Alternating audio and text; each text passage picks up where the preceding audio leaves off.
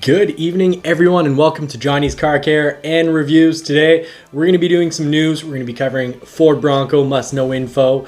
We'll be talking about the F-150 Lightning, and we'll save that sweet Maverick news for then. And I say sweet news because it looks like the Ford Maverick is already winning some sweet awards, and I think they're going to win a whole lot more, and I'm going to say why. We'll also be talking about Maverick acceleration times and miles per gallon, real world miles per gallon, because some people are saying that the Maverick EcoBoost is getting horrible miles per gallon. I'm going to talk a little bit about that. I think it's important to address that because I think there's a bit of nonsense in all that. I've driven them, and I've actually driven pretty much, well, I have driven every Ford model for the last 10 years. I've owned a whole lot of them. So I want to give a little feedback, personal, real life feedback to talk about that. And of course, I do talk to a lot of people also about the miles per gallon that they're getting in their vehicles.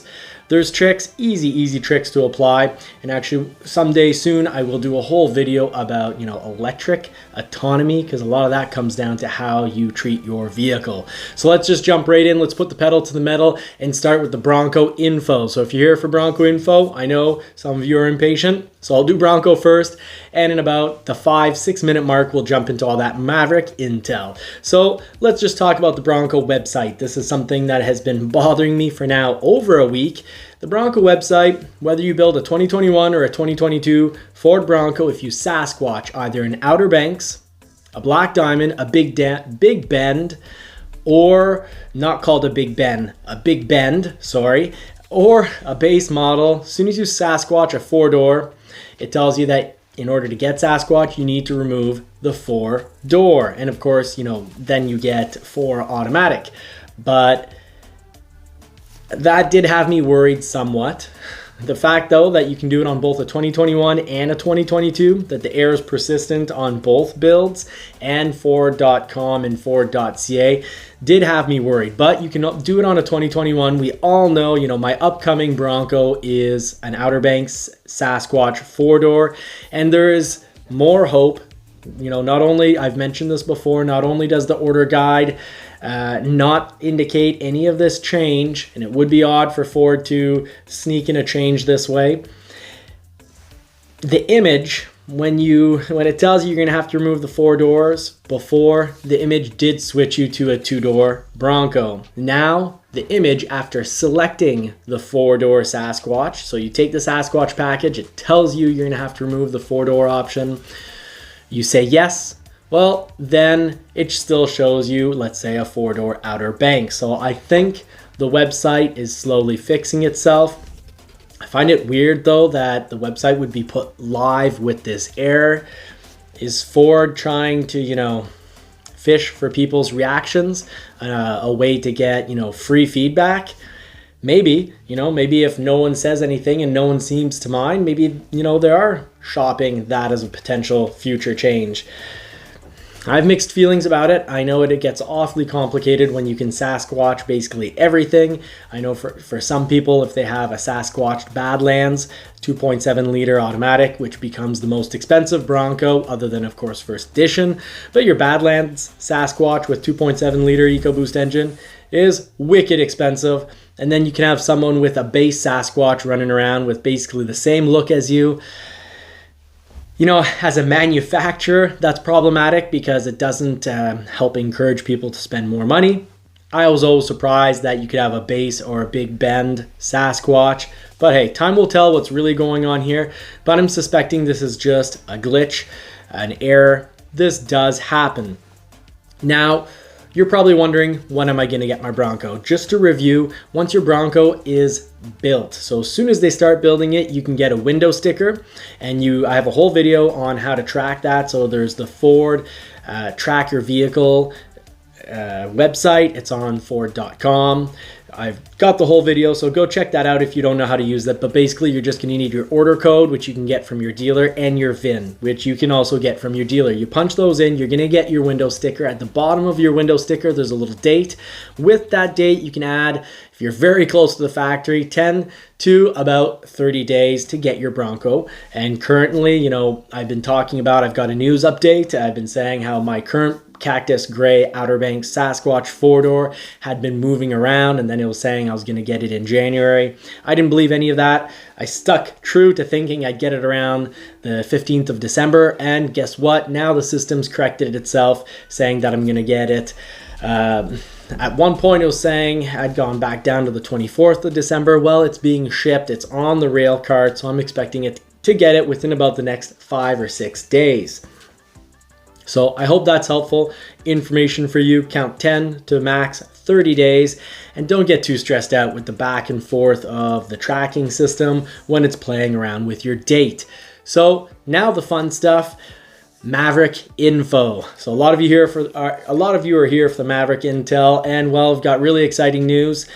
The Maverick 2-liter EcoBoost car and driver got 5.9 seconds for the acceleration test. Now they're low elevation, they have a perfect track, so they usually get the best times, but it does show that the real 0 to 60 mile per hour or 100 kilometers an hour acceleration time is 5.9 seconds. That is incredible from a truck.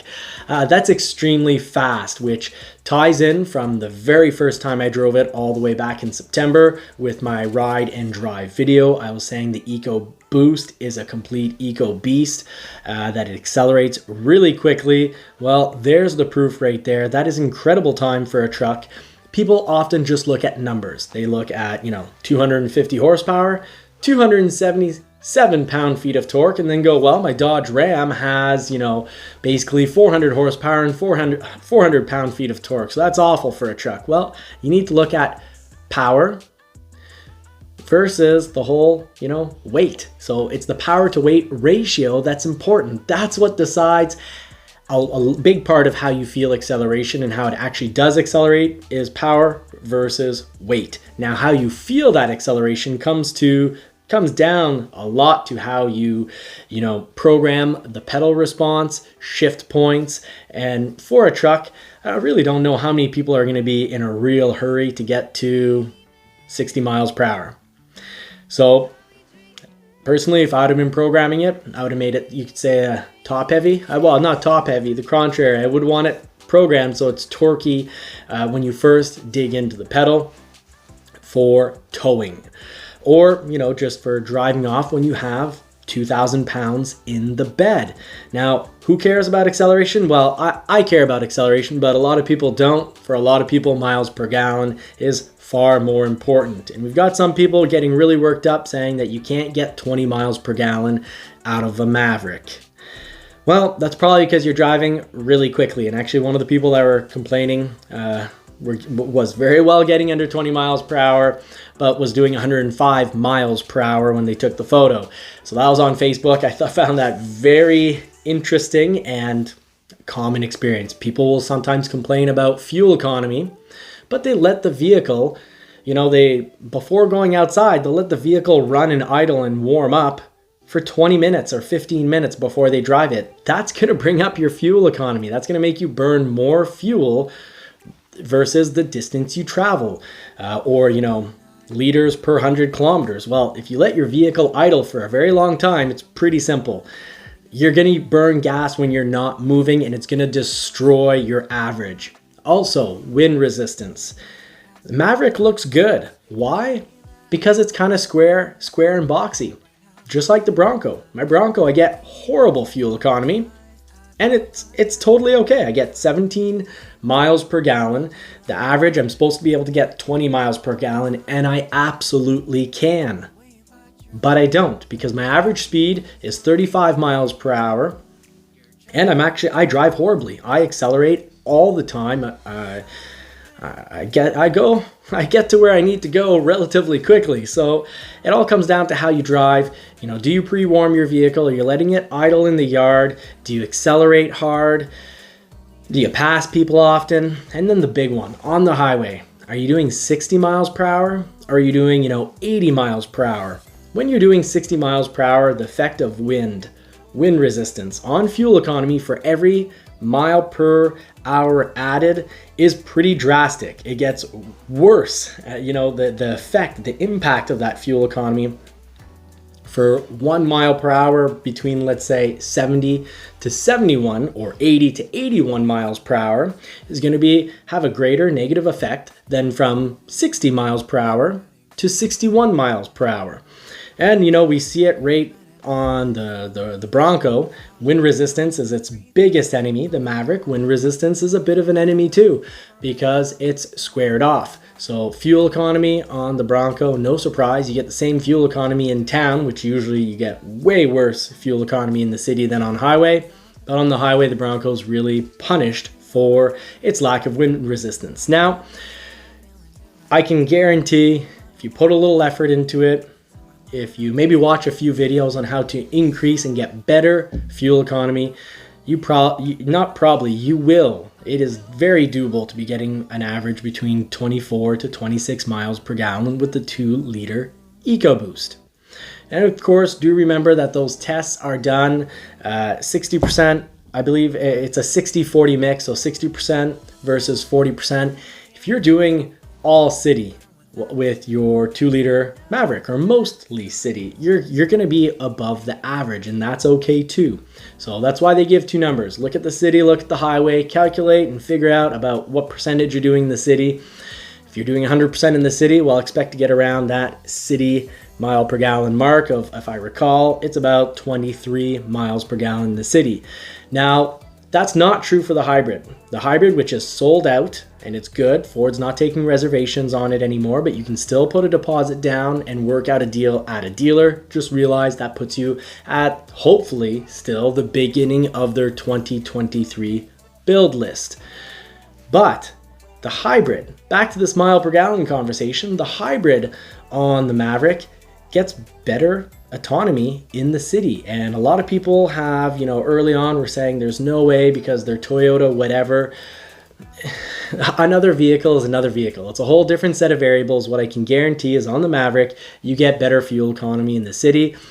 Fuel economy, you should be around, you should be at 40 miles per gallon or more. I've always said from the beginning that I thought, Marie, being that she's not as careful as she could be, will probably get between 43 to 45 miles per gallon in the city with her hybrid Maverick, and I'm still very confident. I think I could probably squeeze out about 47, 48 miles per gallon because I know how to drive very well. I just choose not to drive all that well. Sometimes you got to get to where you got to get sooner. So, my Bronco, I get 17 miles per gallon. When I first got it, I tested it, I pushed it, I was able to get more. I was able to get much closer to that 20 mile per gallon mark that EPA testing offers. But a lot comes down to your drive. You need to accelerate slowly. You need to let off the gas pedal far before the red light or the stop sign. And you just generally need to drive in a very boring manner and possibly frustrating for anyone behind you that has got somewhere to go. So let's just move right on and finish up with the Lightning. A little bit of electric talk, so hopefully you'll stick through with me. If so, just do type finisher in the comments section. So let me know that you're a finisher. It helps me know what kind of formatting, if I can, if I can squeeze a bit of electric talk into all of this. And please like and subscribe to help the channel grow, to help get the word out so that we can be a bigger community with more knowledge, more learning. So let's just talk about the Lightning. Lightning reservations have stopped. They reached a little over 200,000 reservations for the Lightning. Ford does think that they'll convert at least 80%. From what I'm seeing in the field, I can say, and what I'm hearing from other dealers, I'd say that's definitely the case. My local dealer, if I recall, has not had a single person remove their Lightning reservation. Hybrid Mavericks, like I said earlier, you can still go out and, buy one. Just realize that you're buying into the 2023 build list at your local dealer. I often get asked, guesstimate, when will I get my Maverick or when will I get my Bronco? That all comes down to your dealer. Your dealer should have an Excel spreadsheet and know who ordered what, when, and they should be able to tell you approximately based on how many they get per month. If nothing in your build has constraints and gets pushed back, they should give you a general idea. But here's something I saw on the internet this week that I find odd.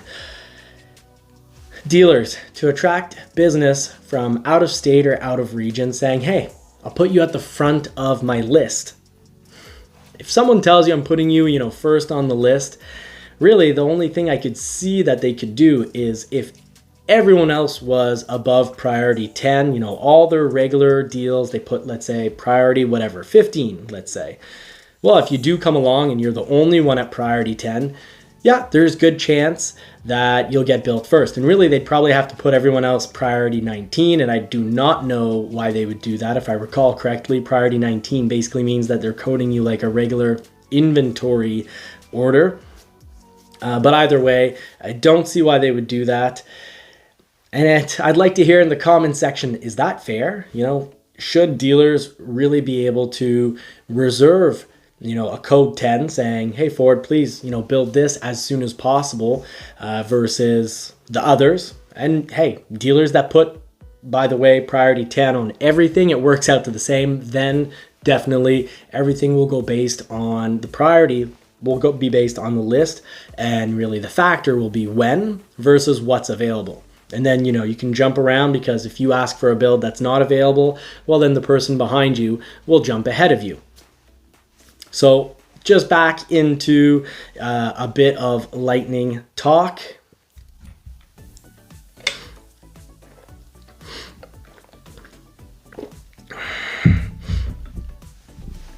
The Lightning is reserved 3 years out. They closed the reservations for that. That's actually excellent news because it's encouraged Ford to go all out.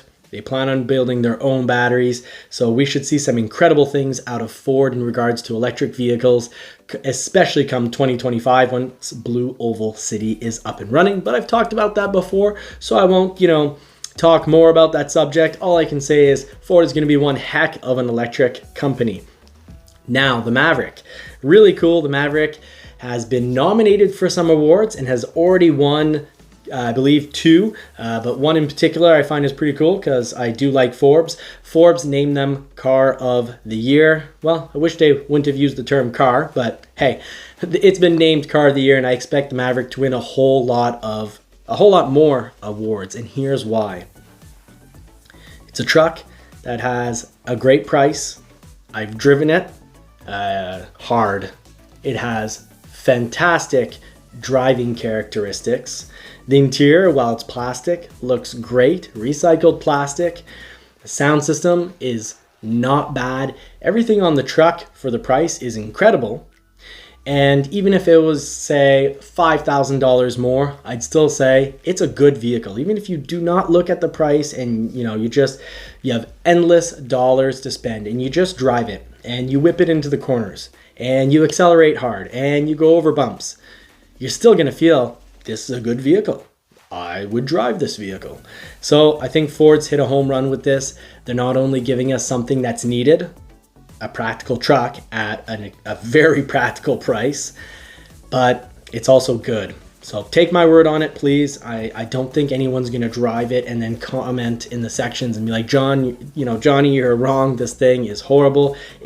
I don't see how anyone could find this horrible unless, well, I guess some people are, anyways, I don't know what term to put on.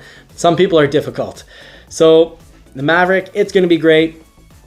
But what about those of you who've ordered an XL and didn't realize, maybe your dealer didn't tell you, hey, by the way, there's no cruise control. By the way, you can add cruise control, but I will work on finding the answer to this.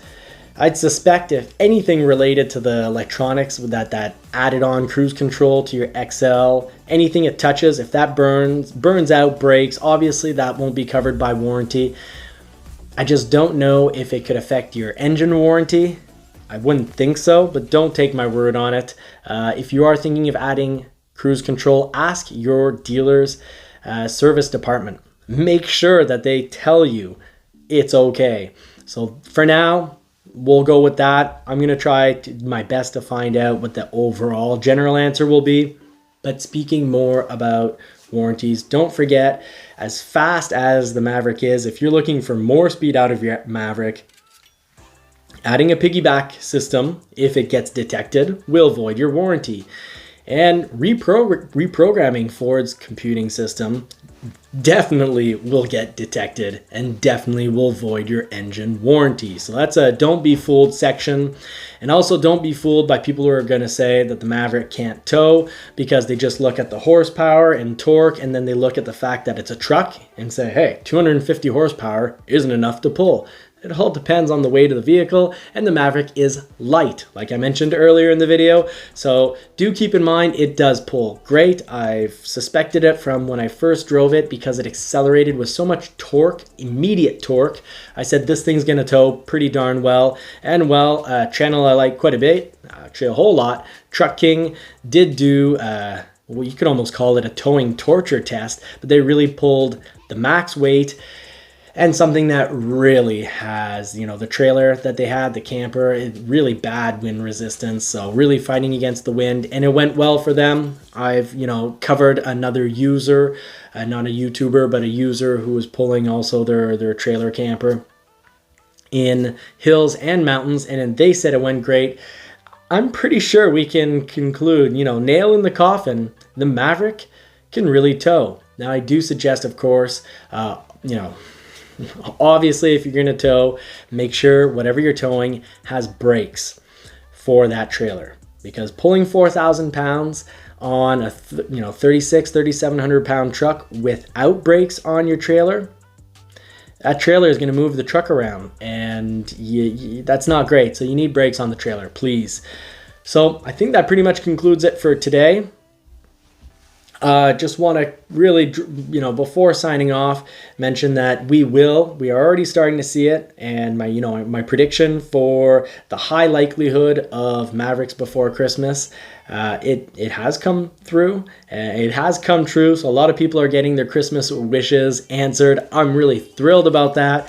Fantastic marketing on Ford's part, because hey, we're all sharing this on Facebook, and even though we don't have our hybrid and we won't have it for Christmas, it's still really cool seeing people thrilled about getting their Maverick. And if you've gotten your Maverick, please drop in the comments section what you think, how you feel about it. Are you loving it? What are you loving about it? And if there's little things that you're finding really difficult or you have questions on, please, we're a big old community here to help each other. So thank you so much for watching. Don't forget in the comments section to put finisher if you got to the end. And please like and subscribe. It does help feed and dress that poodle. So until next time, I wish you all more cars and more power.